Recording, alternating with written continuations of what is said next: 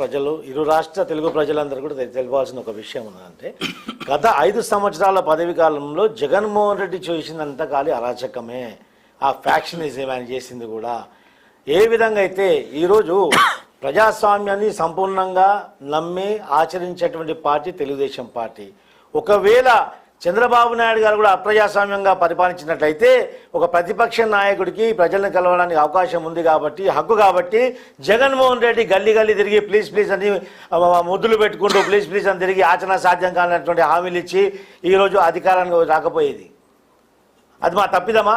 ఎందుకంటే ఇది నిదర్శనం, ప్రజాస్వామ్యాన్ని మేము నమ్ముతున్నాం, ప్రజాస్వామ్యబద్ధంగా పరిపాలన కొనసాగిస్తామని చెప్పేసి అది ఒక తెలుగు ప్రజలకు అదొక సాక్ష్యం. ఈరోజు కూడా జగన్మోహన్ రెడ్డికి వైఎస్ఆర్సీపీ వాళ్ళని అరెస్ట్ చేసే అవసరం లేదండి. వాళ్ళు స్వయంకృత అపరాధం, వాళ్ళు చేసినటువంటి నేరాలన్నీ కూడా అక్కడ రిజిస్టర్ అయ్యాయి, చట్టం తన పని తను చేసుకుపోతుంది. ఎందుకంటే ఇక్కడ తెలుగుదేశం పార్టీ కానీ కూటమి ప్రభుత్వం కానీ వైఎస్ఆర్సీపీకి గురించి ఆలోచించాల్సిన అవసరం లేదు. ప్రజలే ఆలోచించట్లేదు. ప్రజలు వాళ్ళకు 11 సీట్లకు కుదించిన తర్వాత ఇంకా బుద్ధి రావట్లేదు వాళ్ళకు. వాళ్ళు ప్రతిపక్షం హోదా కూడా ప్రజలు పీకేసిన తర్వాత ఈ వాళ్ళు ప్రజల దృష్టి ఆకర్షించుకోవడానికి ప్రజలు అది మా అధికార పక్షం మొత్తం వీళ్ళని చూస్తుండ్రు, వీళ్ళు చేసే అరాచకాలను ఏమనొద్దు, చూసి చూడనట్టుంటే వీళ్ళ మీద మేము అక్కసు సాధిస్తలేమన్నట్టు వాళ్ళు ప్రజలకు చెప్తారు. ఎందుకంటే చట్టంలో ఉన్నటువంటి వాళ్ళు చేసినటువంటి 5 సంవత్సరాల్లో ప్రజలు తోసుకుంది ఏ విధంగా, ప్రజాస్వామ్యాన్ని అపహాస్యం ఏ విధంగా చేశారు అన్నీ కూడా ఆ రోజు సాక్ష్యాధారాలతో సహా బయటపడ్డాయి. వన్ బై వన్ వాళ్ళు చేసిన కార్యక్రమాలకు వాళ్ళు అరెస్ట్ అవుతున్నారు. దానికి ఈ కూటమి ప్రభుత్వానికి ఏ విధంగా సంబంధం లేదు. అది చట్టానికి సంబంధించిన విషయం, చట్టం వాళ్ళు తాను చేసుకుపోతుంది. ఇంకో విషయం, హామీల విషయానికి వస్తే హామీలు ఎస్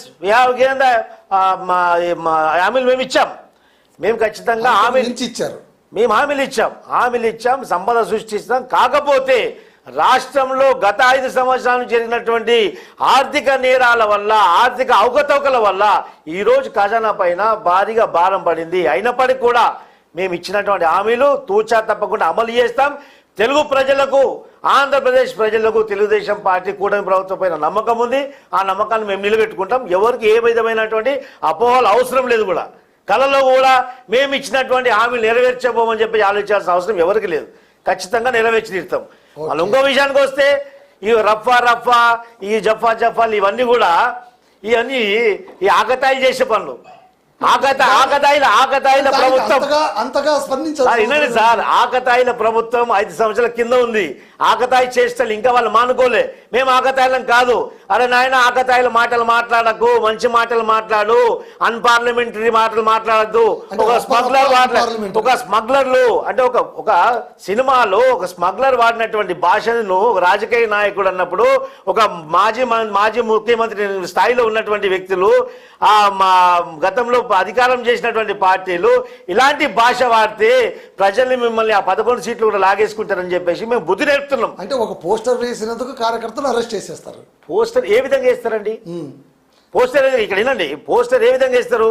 ఇప్పుడు ఒక మర్డర్ జరుగుతుంది, మర్డర్లో ఆ మర్డర్ కత్తి తీసుకొని కోసినటువంటి ఆ రౌడీ షీటర్ని ఏటూలు వేస్తాడు. ఆ మర్డర్ చేయడానికి ప్రేరేపించిన వాడిని ఏమన్నా బుక్ చేస్తారు.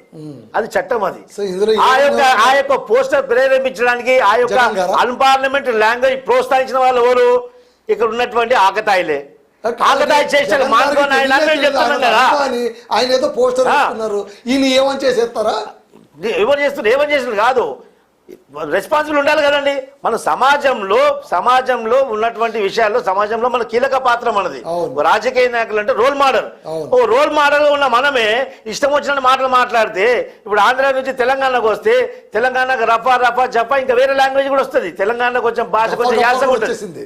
రఫాతో పాటు గప్ప కూడా మరి ఇంకా వేరేగా మాట్లాడితే, ఇలాంటి యంగి భాషలు యంగంగా మాట్లాడితే రాజకీయ నాయకులకు సమాజంలో విలువ ఉంటుందా? ఒకడు మాట్లాడినంత మాత్రాన మనం అదే మాట్లాడితే దీనికి సస్తి చెప్పండి ఆయన అని చెప్తున్నాం. ఇది మంచి పద్ధతి కాదు, మంచి సాంప్రదాయం కాదని మేము చెప్తున్నాం. అది తప్పు ఎందుకు అవుతుందండి?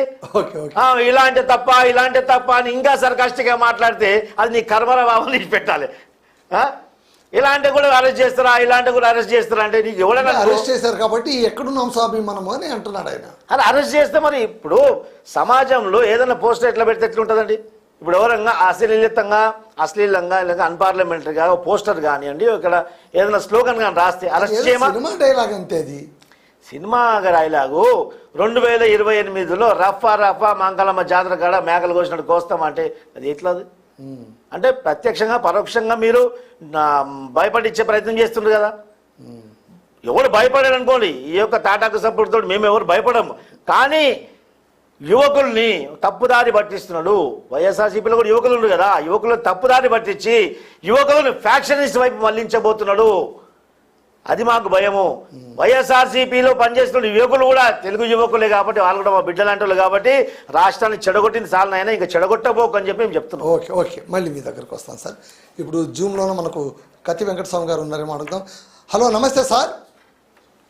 నమస్కారం. సార్ నమస్తే, వెల్కమ్ టు డిబేట్ అండి.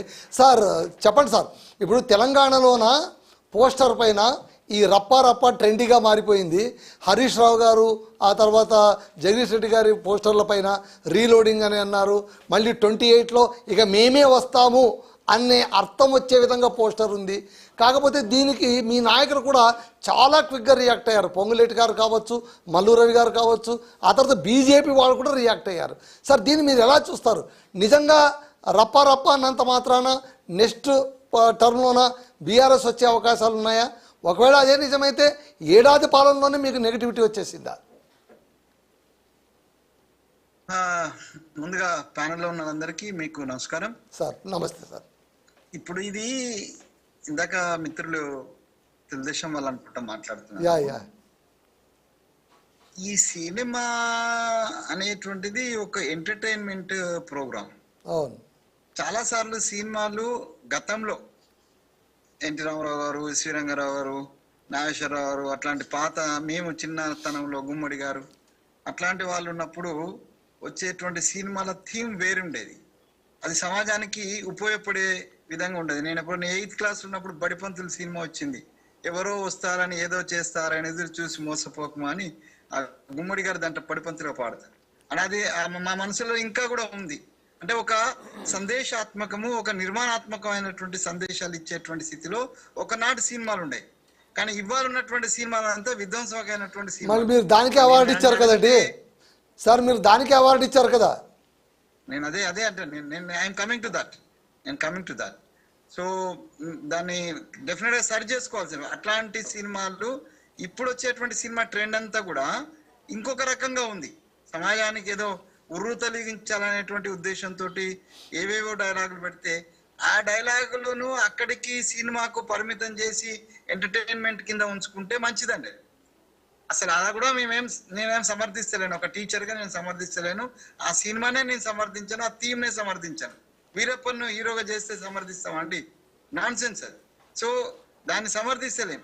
కానీ ఆ సినీ రంగంలో ఉన్న వాళ్ళు, లేకపోతే ఏది ఆ సెన్సార్ బోర్డులో ఉన్న వాళ్ళు, వాళ్ళ ఆలోచన విధానం ఏందో మొన్న వచ్చినటువంటి మాకు బాగా